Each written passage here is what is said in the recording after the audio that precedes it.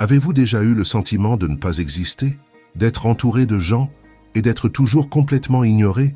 Cette histoire parle d'un garçon comme ça, quelqu'un qui a passé des années à être invisible, à l'école, à la maison, dans la vie. Personne ne l'a vu, personne ne s'en souciait. Mais ce que personne ne savait, c'est qu'il était sur le point de faire quelque chose qui allait tout changer. Maintenant, écoutez attentivement ceci.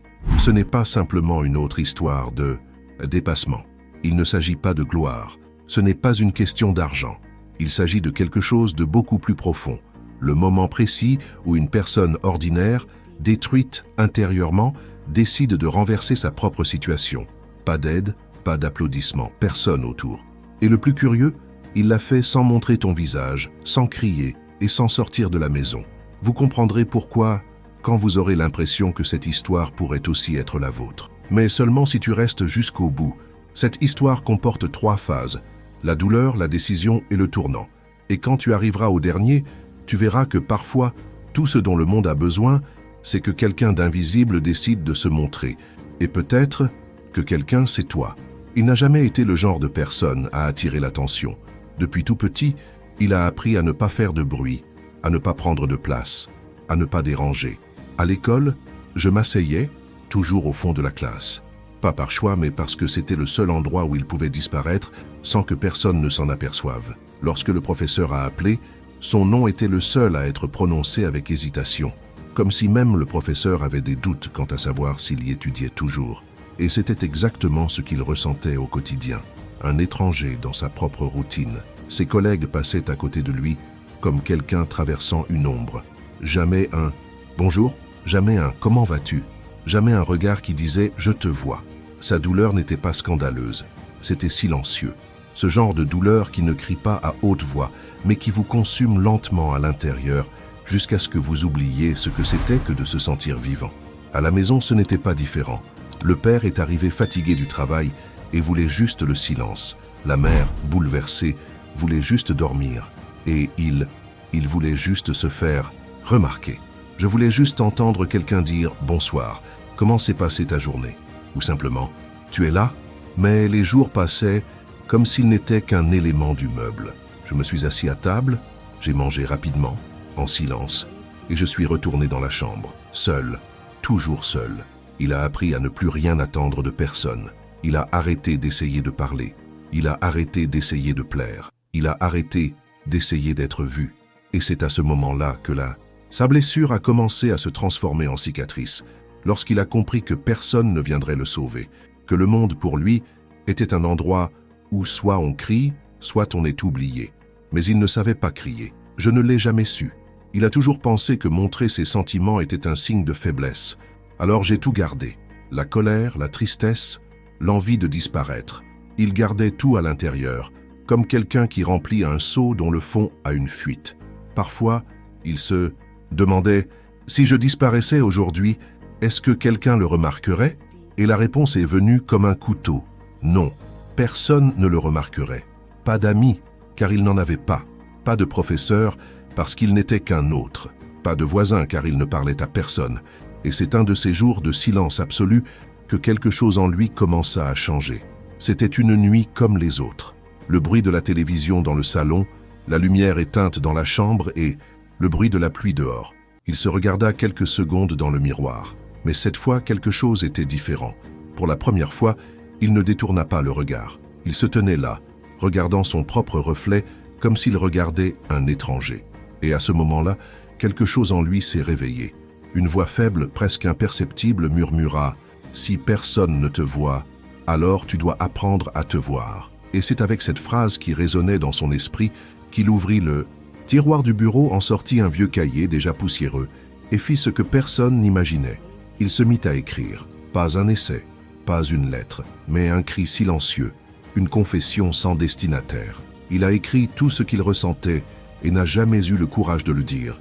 Il a écrit sur le vide, sur la peur, sur des jours qui étaient les mêmes et des nuits qui faisaient encore plus mal. Et à ce moment-là, il ne le savait pas. Mais il faisait le premier pas pour changer sa propre histoire. Pas avec un cri, pas avec une bagarre, mais avec la seule chose qui lui restait, sa vérité, sa douleur, sa voix. La première page de ce cahier a été écrite avec des mains tremblantes, non pas par peur de ce que les autres penseraient.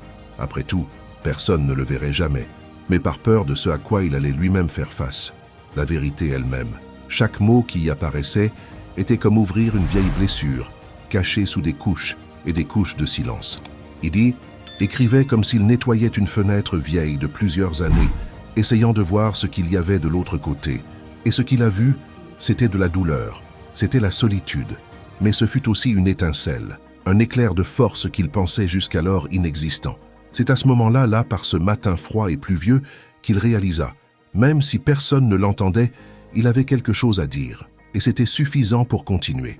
Les jours suivants furent silencieux à l'extérieur, mais intenses à l'intérieur. Chaque matin, il se réveillait avec une pensée « Aujourd'hui, j'écris plus ». C'était comme s'il avait enfin trouvé une raison pour sortir du lit. Les mots sont devenus monnaie courante. Le cahier commença à se remplir rapidement. Mais quelque chose a changé. Il commença à remarquer qu'au fur et à mesure qu'il écrivait, il ne ressentait plus cette douleur suffocante. C'était comme si chaque phrase lui enlevait un peu du poids qu'il portait sur ses épaules. Comme si, en le diffusant, il se reconstruisait intérieurement. Et ainsi, le garçon invisible a commencé, sans s'en rendre compte, à devenir quelqu'un qui existait. Pas pour le monde, mais pour vous-même. Au fil du temps, les cahiers se sont multipliés. Lorsqu'il s'en rendit compte, il avait déjà sauvegardé des boîtes entières avec ces mots. Mais même avec autant d'écrits, il manquait encore quelque chose. Il voulait parler à quelqu'un. J'aimerais que, d'une manière ou d'une autre, votre douleur serve à plus que simplement s'évacuer. Il voulait aider quelqu'un, même s'il ne s'agissait que d'une seule personne. C'est à ce moment-là que l'idée est venue. Une idée simple, presque idiote. Et si je mettais ça sur Internet, pas avec son nom, pas avec le visage, juste des mots, une narration neutre et des images qui parlaient d'elles-mêmes. Il ne voulait pas être célèbre. Je voulais juste être utile. J'aimerais juste que quelqu'un, quelque part, lise une phrase et pense « je ressens ça aussi ». La semaine suivante, il apprend à monter des vidéos. Seul, regarder des tutoriels, tester, faire des erreurs, recommencer. Il a choisi une voix artificielle, douce, au ton réfléchi. Il a choisi des images sombres mais poétiques, de la pluie sur la fenêtre, une route déserte, une personne regardant la mer. Tout est symbolique. Tout a été fait pour que les sentiments parlent plus fort que les mots. Et puis, il a posté sa première vidéo. Pas de nom, aucune explication. Juste la narration d'un texte profond, direct et honnête. La douleur qu'il a vécue, transformée en message. Les premiers jours, silence. Aucun like, sans commentaire, rien. Et pendant un instant, il songea à abandonner. Il pensait que sa douleur n'était peut-être pas importante du tout. Même en criant avec des mots, le monde resterait sourd. Mais c'est alors qu'est apparu le premier commentaire. Une phrase simple. Comme, mais cela lui a glacé toute l'âme. Cela m'a sauvé aujourd'hui. Et à ce moment-là, il comprit. Je n'étais plus seul. Quelqu'un de l'autre côté de l'écran a ressenti la même douleur. Quelqu'un s'était vu dans cette histoire. Et pour la première fois de sa vie, il avait l'impression d'avoir fait une différence. Cela existait, que ta douleur n'a pas été vaine. Cette phrase, « cela m'a sauvé aujourd'hui », n'a pas quitté son esprit pendant des jours. C'était comme si quelqu'un avait allumé la lumière dans une pièce sombre où il vivait depuis des années. Ce n'était pas une question de gloire, de likes ou de followers. Il s'agissait de sens. Pour la première fois, quelque chose qu'il a fait a directement touché le cœur d'une autre personne. Et c'était suffisant pour allumer un feu dont il ignorait même l'existence. Le soir même, il écrit un autre texte, plus intime, plus profond, et a posté une autre vidéo, puis un autre, et un autre, sans attendre les applaudissements, sans chercher à être reconnu. Il voulait juste continuer, faire en sorte que quelqu'un se sente moins seul. C'était comme s'il avait enfin trouvé son rôle dans le monde, être la voix de ceux qui n'avaient jamais été entendus. Les commentaires ont commencé à se multiplier. Des inconnus disant qu'ils pleuraient, qu'ils s'identifiaient, qu'ils se sentaient vraiment compris pour la première fois.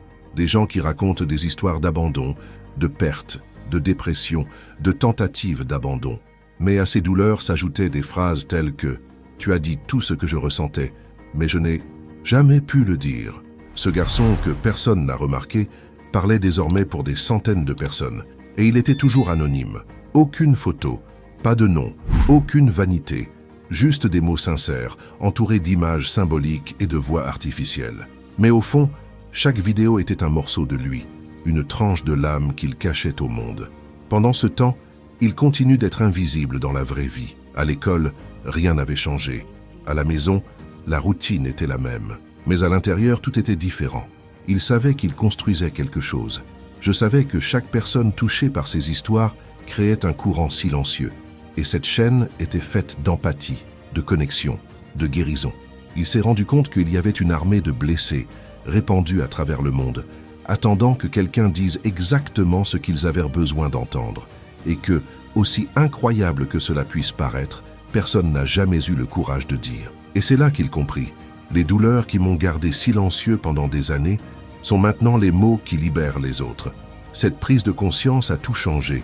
Pas seulement la façon dont il écrivait, mais aussi la façon dont il voyait sa propre douleur. Il a arrêté de se demander « Pourquoi cela m'est-il arrivé ?» Et il a commencé à demander « Comment puis-je transformer cela en quelque chose qui aide quelqu'un ?» Sa douleur est devenue un pont. Et chaque pont qu'il construisait avec ses paroles tirait quelqu'un de l'abîme. Il a commencé à étudier davantage les émotions, les traumatismes et le rejet. J'avais envie de mieux comprendre ce que je ressentais, de l'expliquer plus clairement.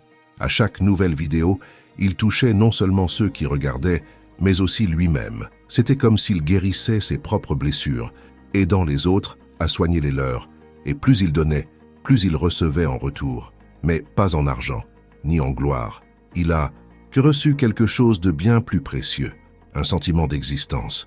Ce garçon invisible commençait à être indispensable pour des milliers d'étrangers. Et pourtant, personne autour de lui ne savait ce qu'il faisait. Il a continué à marcher dans la rue sans que personne ne le salue. Mais maintenant, il portait un secret dans sa poitrine. Le monde ne me voit pas, mais le monde m'entend. Il n'a jamais pensé à montrer son visage, non pas parce qu'il avait honte, mais parce qu'il comprenait que la force du message résidait précisément dans l'absence d'image. Quand il n'y a pas de visage, ce qui reste, c'est la parole. Et quand la parole est vraie, elle va droit au cœur. Ces vidéos ont commencé à apparaître sur des forums, des groupes et des communautés en ligne. Des gens partagent des extraits, citent des phrases, éditent des extraits avec de nouveaux morceaux. Et pourtant, personne ne savait qui il était. Il était l'auteur invisible de messages qui changeaient des vies. Sa présence grandit au même rythme que son identité disparaissait. Ce n'était pas un problème. Au contraire, c'était exactement ce qu'il voulait, être vu de l'intérieur et non de l'extérieur. Un jour, il reçut un message différent.